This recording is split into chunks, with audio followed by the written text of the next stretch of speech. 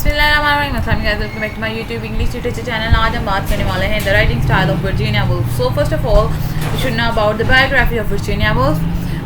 उनसे वो जानने से पहले हम आपसे हमारी एक रिक्वेस्ट होती है, please subscribe our channel and not forget to press the bell icon for more updates.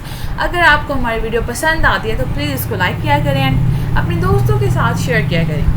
As well as अब वीडियो स्टार्ट करने से पहले मैं आपको एक स्टोरी टाइप इसकी बायोग्राफी सुनाऊंगी। अब वर्जीनिया वुल्फ 25 जैन 1882 को पैदा हुई।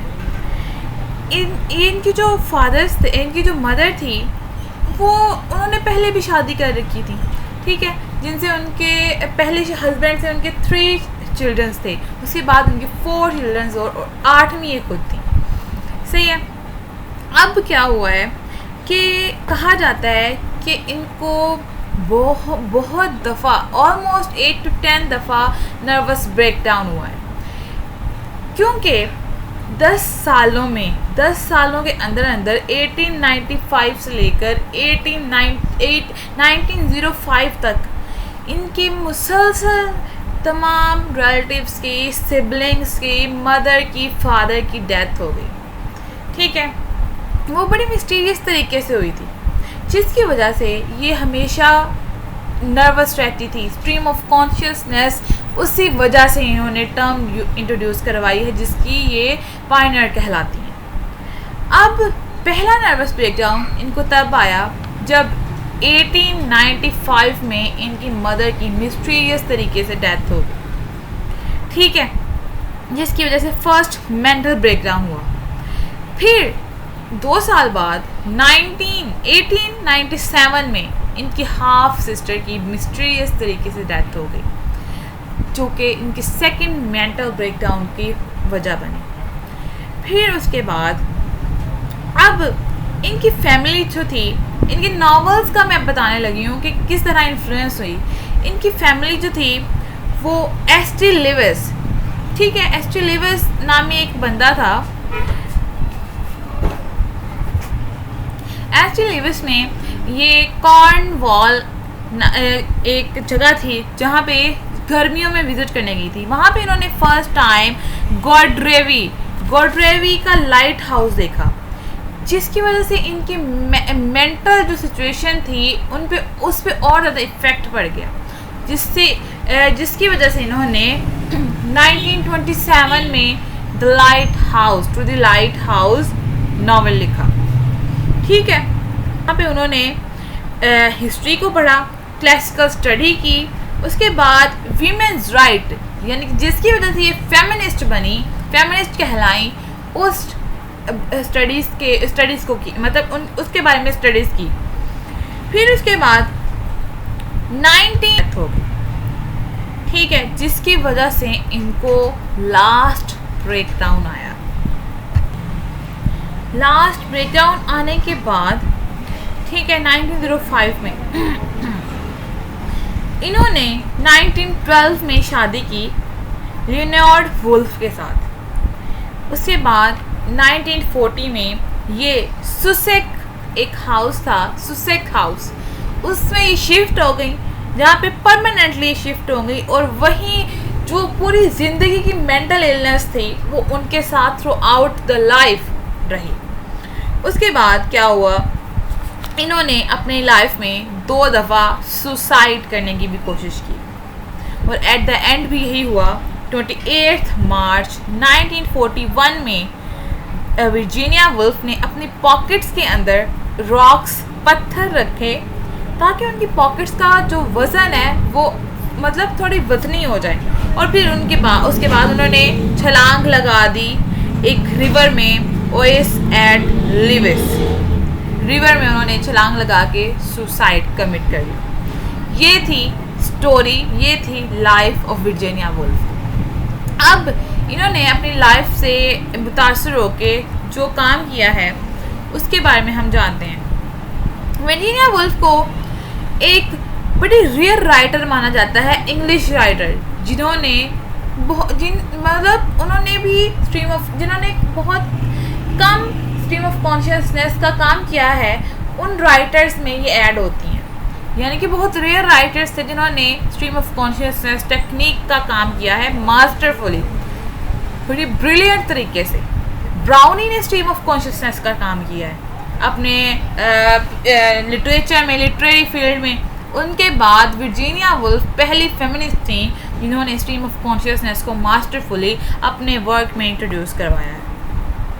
अब स्ट्रीम ऑफ कॉन्शियसनेस होती क्या है? स्ट्रीम ऑफ कॉन्शियसनेस एक स्टाइल है, एक टेक्निक है जिसमें हमारे जो थॉट्स हैं वो बेतरतीब फ्लो करती हैं, मतलब फ्लो ऑफ आवर थॉट्स, जिसमें सीक्वेंस नहीं होता। कभी हम पास्ट के बारे में सोच रहे होते हैं, वहीं बैठे बैठे कभी फ्यूचर के बारे में सोचने लग जाते हैं, कभी प्रेजेंट हाल में आ जाते हैं। यानी कि हमारे जो थॉट्स का फ्लो है वो अनसीक्वेंस होता है, उसमें हमारे इनकम्प्लीट आइडियाज़ होते हैं, उसमें कोई सेंसरी इम्प्रेशन नहीं होता, उसमें जो अनयूजुअल सेंटेक्स होते हैं, मतलब एक एरर वाली थॉट्स जो हमारी होती हैं जो कि कंप्लीट नहीं होती, जो कि कभी इधर कभी उधर बेतरतीबी बेढंगी जो सोचें हमें एट द सेम टाइम आती हैं, वो स्ट्रीम ऑफ कॉन्शियसनेस कहलाती हैं।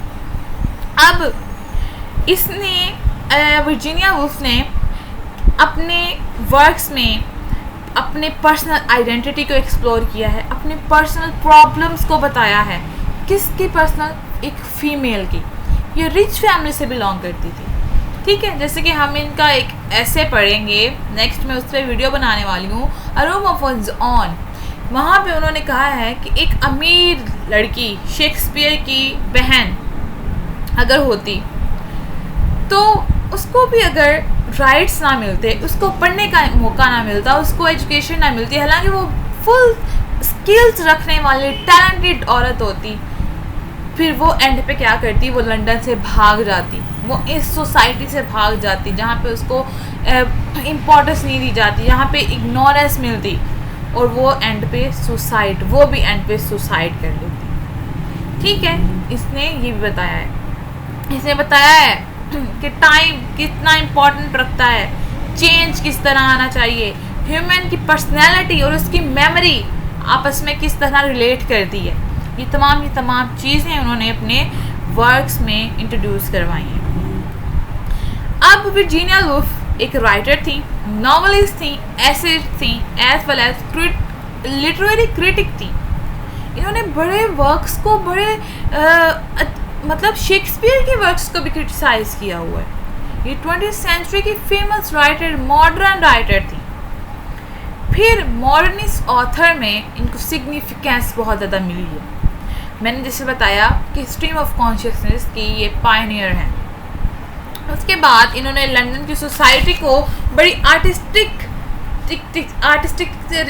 जो वे में परफॉर्म किया, अपने मतलब परफॉर्म तो नहीं कह सकते, मतलब एक्सप्लेन किया है अपने वर्क्स में आर्टिस्टिक वे में। अब उन्होंने फर्स्ट नॉवल द वॉयज इन 1915 में पब्लिश करवाया, ठीक है, अपने हाफ ब्रदर के साथ। फिर mister डैलोवे, Orlando, the light house, ये इनके मोस्ट फेमस नॉवल हैं।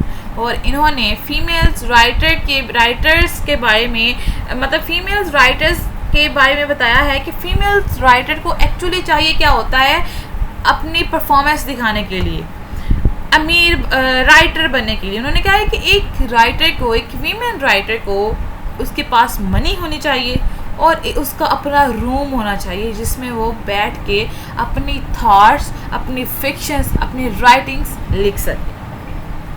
वर्जीनिया वुल्फ जो है वो 1970 में एक सेंट्रल जो है फिगर रही हैं फेमिनिस्ट मूवमेंट का। हालांकि इनकी डेथ हो गई थी, लेकिन फिर भी इनको ये सेंट्रल फिगर रही हैं क्योंकि इन्होंने फेमिनिज्म के बारे में बहुत ज़्यादा वर्क किया है। फिर इनकी जो वर्क्स हैं वो एक लैंग्वेज में ट्रांसलेट नहीं हुए, मोर देन 50 लैंग्वेज में इनके वर्क्स को ट्रांसलेट किया गया है। उसके बाद इनकी राइटिंग में हमें विजुअल नज़र आता है और ये मतलब ऑडियो इम्प्रेशन में नज़र आता है। ऑडिटोरी इम्प्रेशन यानी कि ऐसे लगता है कि जो हम पढ़ रहे हैं वो हमें सुनाई भी दे रहा है, जो हम पढ़ रहे हैं उसकी बाकायदा एक मूवी, वो स्क्रिप्टेड मूवी हमारे माइंड में चलने लग जाती है जब हम उस जो रीडर है, उस राइटर का वर्क पढ़ता है तो उसको दोनों इफ़ेक्ट्स, विजुअल और ऑडियो दोनों इफ़ेक्ट्स उसको महसूस होते हैं। इनका जो स्टाइल था वर्जीनिया वुल्फ का, ये इसमें उन्होंने ऑर्डिनरी सेटिंग दिखाई हुई है।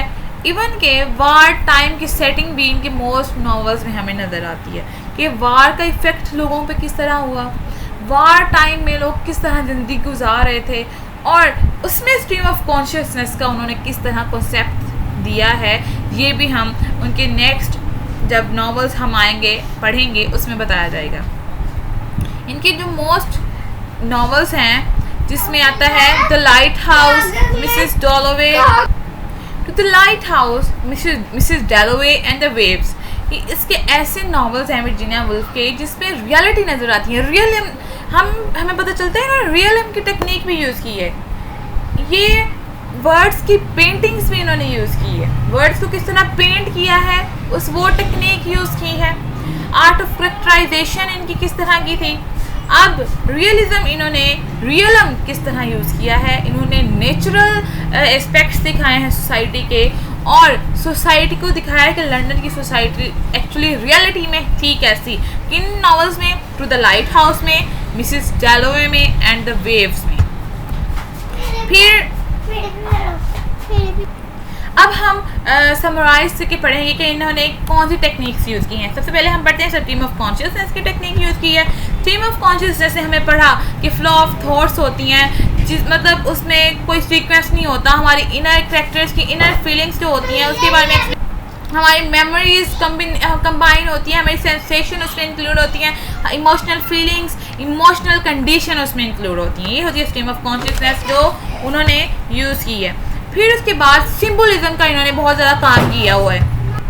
अब सिम्बोलिज्म भी इन्होंने बड़ा सिम्बल्स यूज़ किए हैं, जैसे कि हम मिसेस डॉलोवे का हमारे पास जो नॉवल है उसमें हम देखते हैं टू द लाइट हाउस में भी, उसमें द विच में भी उन्होंने किस तरह सिम्बल्स को यूज़ किया हुआ है। ठीक है, इस वजह से हम देखते हैं कि उन्होंने स्ट्रीम ऑफ कॉन्शियसनेस के साथ साथ सिम्बल्स को भी यूज़ किया हुआ है, बताया हुआ है कि सिम्बल्स भी किस तरह, कौन सी ऐसी सिम्बल्स जो हमारी लाइफ को इफ़ेक्ट करती हैं, हमारी थॉट्स को इफ़ेक्ट करती हैं। उसके बाद इनका पोइटिक स्टाइल। अब हमने ये भी पढ़ा कि जो वर्जीनिया वुल्फ का स्टाइल था, राइटिंग स्टाइल, ये पोइटिक और प्रोज दोनों का मिक्सचर था। ये some time prose style use करती थी, सम टाइम ये पोइटिक स्टाइल यूज़ करती थी, और सम टाइम ये दोनों का कम्बिनेशन यूज़ करती थी। ठीक है, इनको इतना एक्सपीरियंस था कि इन्होंने जो प्रोज स्टाइल था उसमें भी पोइट्री का ऐड किया हुआ था। ठीक है, जो वर्जीनिया वुल्फ का स्टाइल था वो एक्चुअली पोइटिक था।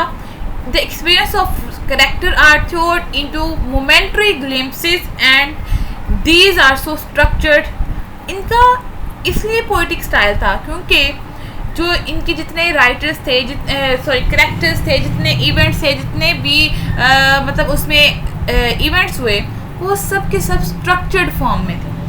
दैट्स वाई उनके स्टाइल को पोइटिक स्टाइल कहा जाता है, क्योंकि वो एक स्ट्रक्चर्ड फॉर्म जो थे फॉर्म में थे, और उनमें मेटाफर यूज़ होता था, उनमें इल्यूजन यूज़ होती थी, उनमें सिमिलीज यूज़ की जाती थी, उनमें इमेजेस को यूज़ किया जाता था। जितने भी जो लिटरेरी डिवाइसेस हैं, पोइटिक डिवाइसेस हैं, वो इनके हमें नॉवेल्स में नज़र आते थे। इस वजह से इनका जो स्टाइल था वो पोइटिक स्टाइल कहलाता है। फिर उन्होंने वर्जीनिया वुल्फ ने फेमिनिज्म के बारे में भी बात की। एक्चुअली हमने पढ़ा ही यही है कि किस लिए वो फेमस है, फेमिनिज्म के लिए फेमस है।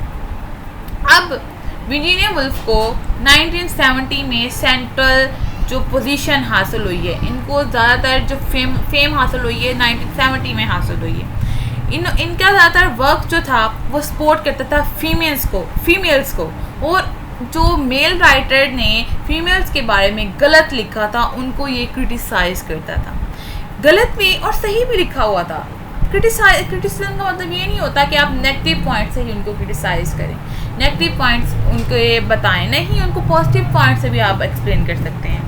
इनके जो वर्क्स थे, her works are not only read by English people but also by people with different languages, as her work has been translated more than 50 languages. ठीक है, और क्योंकि इनके वर्क्स फेमिनिज्म की वजह से बहुत मशहूर थे, इस वजह से 50+ लैंग्वेजेस में इनको ट्रांसलेट कर दिया गया है, और जिसकी वजह से ये बहुत ज़्यादा फेमस हैं. आज भी इनको याद रखा जाता है.